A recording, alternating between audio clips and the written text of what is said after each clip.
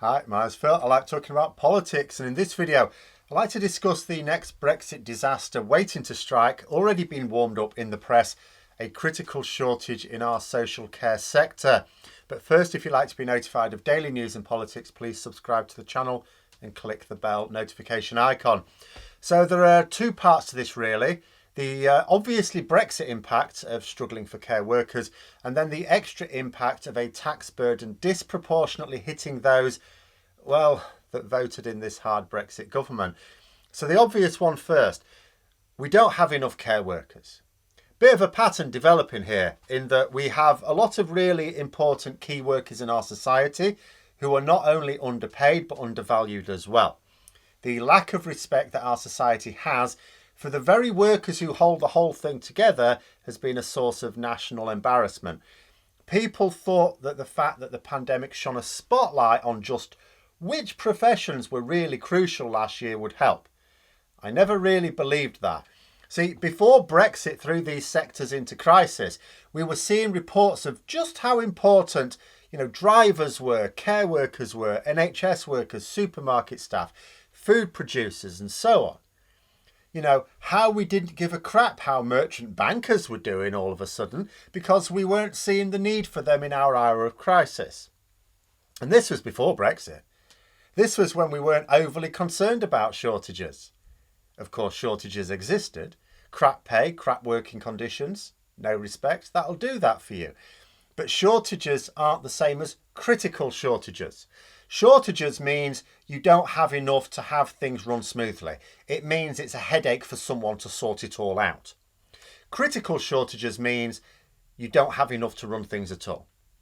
And social care is the next to return to the spotlight, not in an appreciative way that came last year, not that the government showed much appreciation apart from a bit of clapping, but in a way that has resulted in the social care sector seeing the sort of collapse that haulage has been experiencing.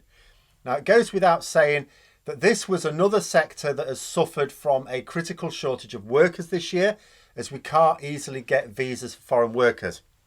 Now, we can get visas for care managers, we can get visas for senior care workers, but not for ordinary care home staff.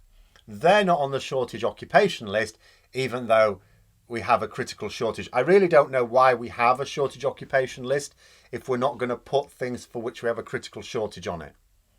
But this isn't just a lack of EU workers that's the problem. The sector is losing its own domestic workforce as well. At the end of the day, social care is actually very vulnerable in the UK. It is run on essentially a privatised model of getting in lots of cheap workers. Well, now that we have shortages of lots of cheap workers, not just in social care, across a whole range of sectors in Britain, those workers that were there going elsewhere. I saw one destination report as being Amazon. Amazon, do I have that right? Amazon? The new boss of Unite, the union, I was talking about this last week, has said that one of her main projects will be taking Amazon on. This company, famous for being the bane of its workers' lives and drawing the ire of one of our largest unions, is seen as a better job prospect for care home workers. That tells you all you need to know. But this is how Brexit has hit worker availability twice in care homes. There's the direct impact, which has been felt across our economy, whereby the sector has less access to EU workers and therefore doesn't have enough workers. That's the direct impact. But then there's also the indirect impact that because other sectors have also lost their easy access to workers after Brexit, they've got massive shortages and they can offer either better pay or better conditions to working in a care home. Sometimes both. So care homes lose what workers they have without the need for migrant labour, even if that wasn't the big issue. They're just going elsewhere. The problem is that the sector doesn't make enough money with this ludicrous funding model to just pay its workers a decent wage and jack up prices for customers, in the same way as will happen for groceries and medicines, because you know what, we have to. The profit margins can be quite tight, so a loss of workers to better employment available in the area means you just have less social care provision in that area. It's really that simple.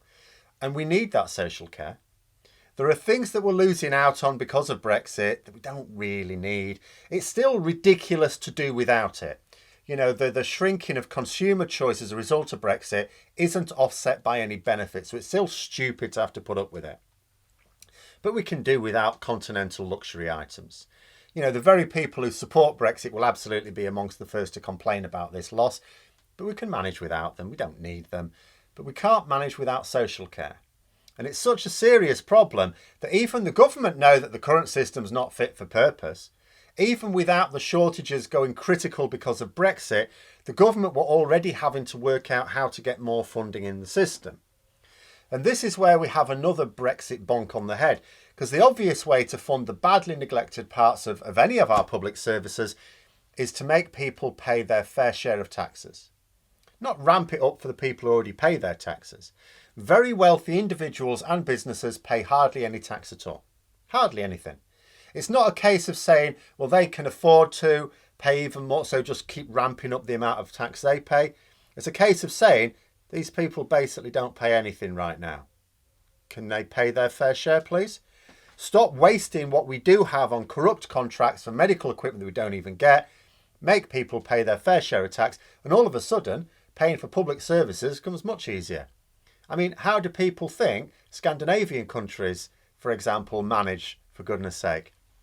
But what the government seem to intend to do is to increase national insurance contributions. There are two problems with this.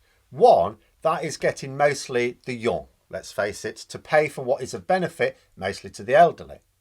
National insurance is paid by people earning wages or normal income, not just making money.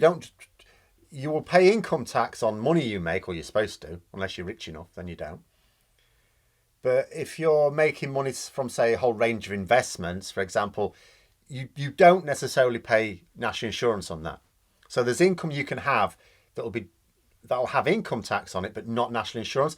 Therefore, if you increase national insurance, you concentrate the burden onto younger people, wage earners, wage slaves, quite frankly. You know, national insurance isn't paid on all income.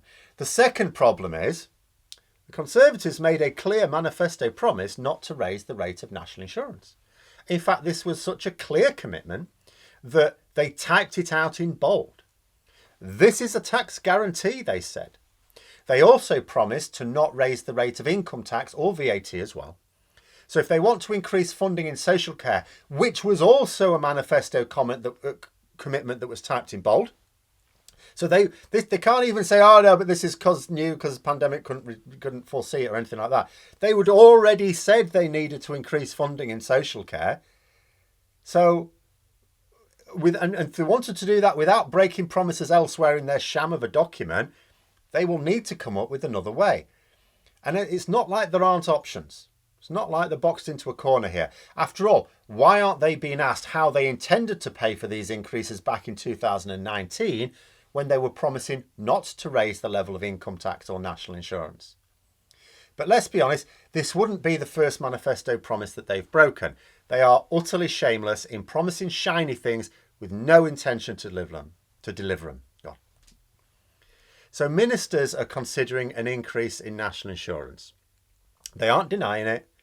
And when they don't deny it, basically, if you ask ministers, are you going to break this manifesto promise? If they don't instantly deny it, that basically means they're very seriously considering it as an imminent option. This represents part of what some are calling a Brexit tax. Needing to increase funding in social care is not a consequence of Brexit. We needed that before Brexit. But the way that increasing funding is coming is. I'll also say that the consequence will work in the same way as every other Brexit cost. We're not going to get value for money for this extra funding, if it comes at all. Taxation will be raised. The tax burden will be raised for these people. We won't necessarily even get that funding. So we're going to raise the tax burden for people who already don't earn enough. And by the time they need the service, which is what it's paying for, the intention from these charlatans is that full privatisation of health and social care will be implemented. They'll get no benefit from this legacy at all. But that's for the longer term. Right now, in the short term, we're headed to a winter where the care sector is being described as having its worst staffing crisis ever where they will continue to lose more staff because of more appealing vacancies opening up in other sectors, and where demand is only going to increase for less supply. But those are my thoughts. Let me know yours in the comments below. Hope you found the video interesting. If you did, don't forget to click the like button. If you'd like to support the channel further, please also click the Patreon link for details. And until next time, I'll see you later.